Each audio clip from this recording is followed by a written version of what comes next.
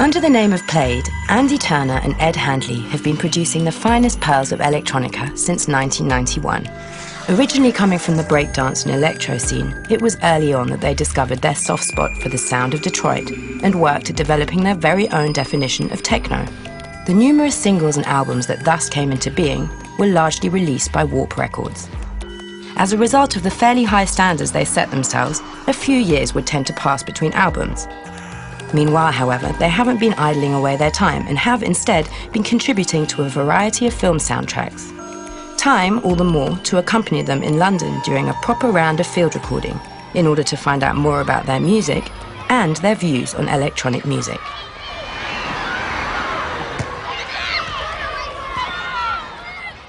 At the time we started, it wasn't kind of subdivided into intelligent or, there wasn't even kind of anything more abstract. It was just dance music, and we weren't trying to do anything left field or abstract. We were just trying to make our version of techno, really, and it sort of turned into something a bit more left field, because I guess we moved away a little bit from the 4/4 beat quite early on.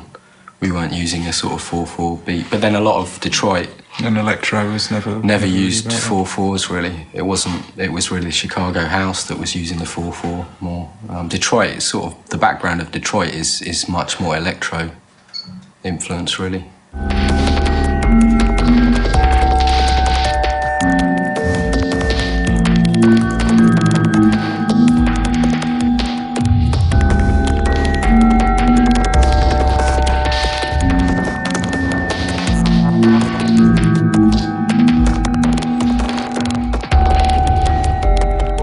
Sentiment of what we do is still kind of from that Detroit sound, which is quite melodic and but still sort of rhythmical. We have never really broken away from dance music. That's still kind of what we make, but it's not the most straightest form of dance music.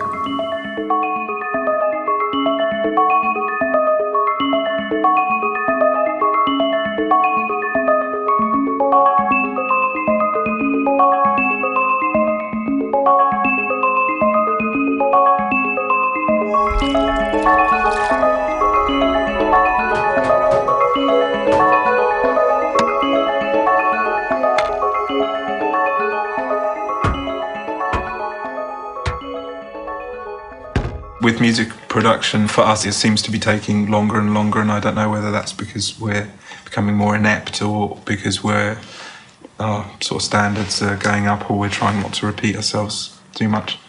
In general, we take a lot more time over it than we did when our first album. We kind of recorded and mastered in an afternoon in a sort of dodgy studio, and that seemed fine. And actually, some of the mixes were quite good. But now we'll take several months and the mixes won't be as good at the end of it. Yeah, maybe that's just age. Forgetting what you're doing. Now we're getting to the point where we're trying not to release too much stuff that sounds like old stuff, because we've sort of reached a point of satisfaction with it, and we do want to do something new. We've been doing this 20 years now, and you get to the point of just going, I want to do something that I've never heard before. So, and that's really difficult. So.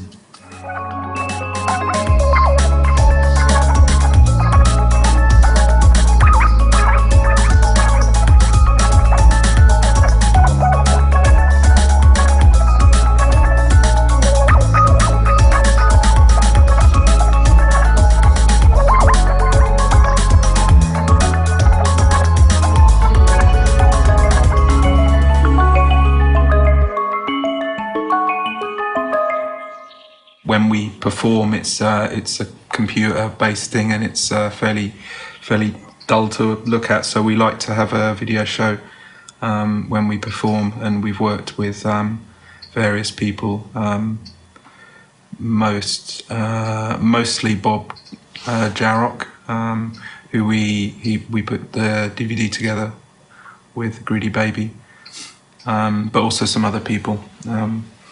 We're using sort of kind of generative software at the moment to try and do something a little bit liver, but I think we just found fairly early on that because our live sets are not sort of pounding dance, we have to kind of do something in between. We have a visual element is quite important.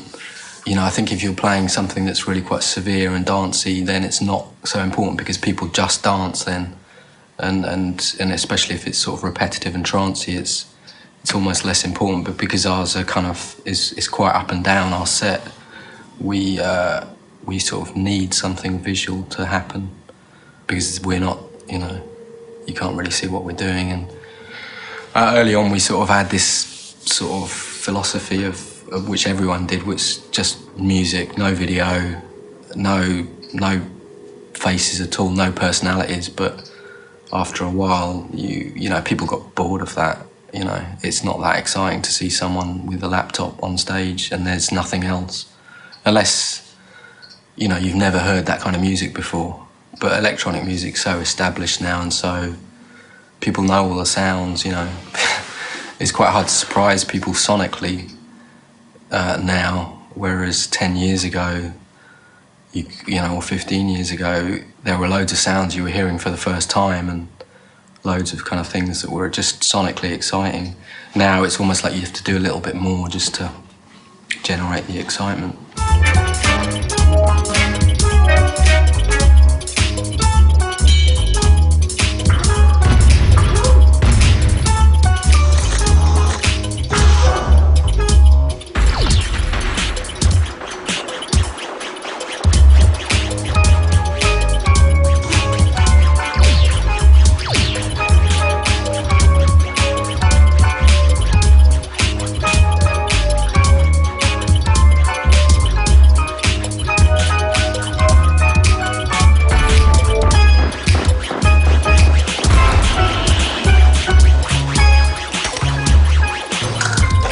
with Greedy Baby, we did a bit of field recording for some of that, and with the films we've worked on, we've just purely done music, so we haven't been involved in sound design specifically for those. But yeah, we do record occasionally. Yeah, it's not a big part of what we do. Double Figure, a couple of the tracks were all from field recordings. I mean, there's a real breadth in sounds in a lot of sounds you record through the air, so you instantly have very good kind of source matter to then twist and filter, like we were talking about earlier. You can get, some fairly interesting results. Yeah, it definitely creates a different texture, because you have all the background sound and you have air and at the moment there seems to be a lot of production that's using atmospherics and stuff that's sort of found sound and I think it's really good. But I think our thing is a bit more towards synthetic sound generally. But again, whatever sounds good, really.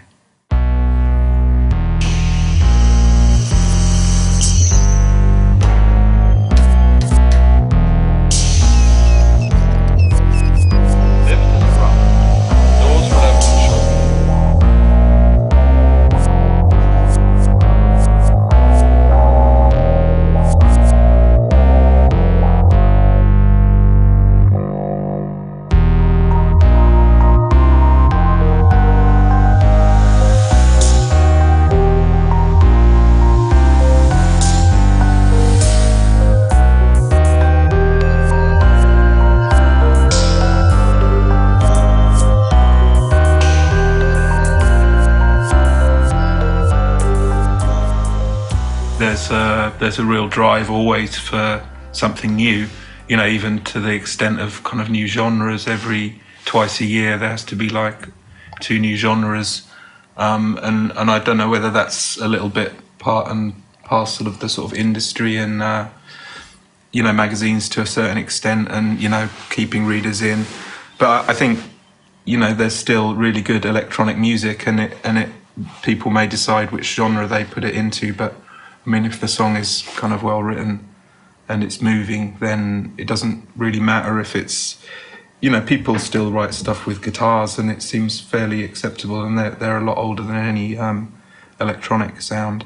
I don't always think that sonic quality necessarily means that something's better. You know, it's maybe a little bit novel, but because it was hand in hand with originality.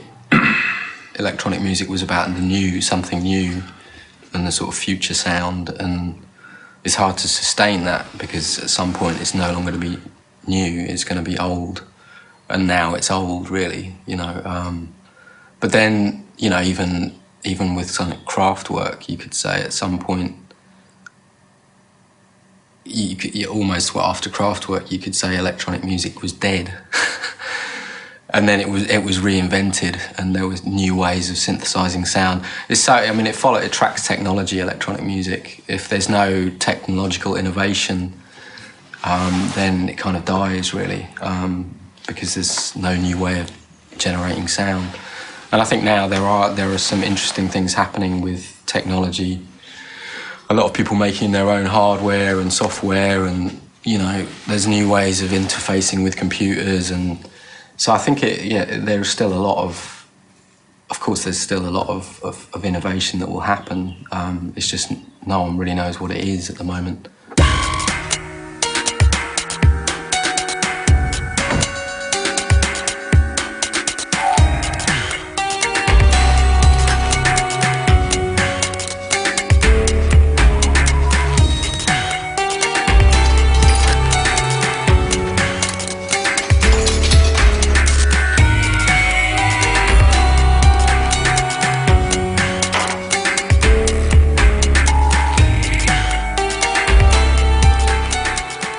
There are areas people could innovate in music, but I just don't think people want to hear it. You know, if you like microtonal stuff, you know, like more complex time signatures. Acid is microtonal. You know, music, people do this, and it's so totally obscure. Nobody wants to hear it. Yeah, at the moment, because I mean, you know, even if you look at academic music, that is where most of the innovation happens, but it takes 10, 20 years for it to filter through. You know, there were people using sort of samplers and break beats and stuff in academic music in the, you know, like 50s and 60s pretty much, and doing weird sort of types of processing. Tape stuff and shit, yeah. And it's only now that that's acceptable to a mainstream. So it's kind of the scientists that come up with good stuff but don't necessarily turn it into art or music, you know, that anyone can listen to. And that filtering process is still happening. It's only, you know, only now that you're hearing some things that were developed 20 years ago, and that's acceptable to kind of most people's ears. But if you were to play some of the tracks that you hear now, 20 years ago, people would go, no, that's or even something at 180 beats per minute, you know, people would think there was some kind of error, human error. Although there was, you know, there's always been classical music that runs along at 200 to 250 BPM, sort of frantic.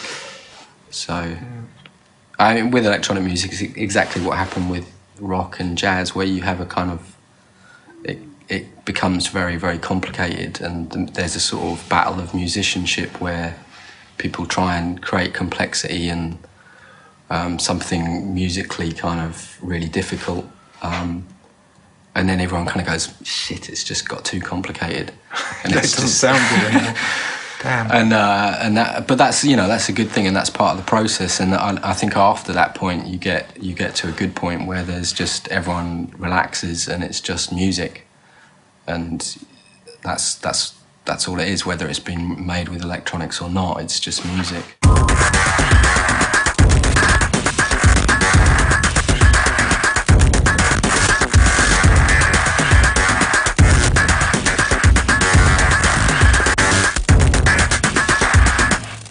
This call has been accepted. Okay.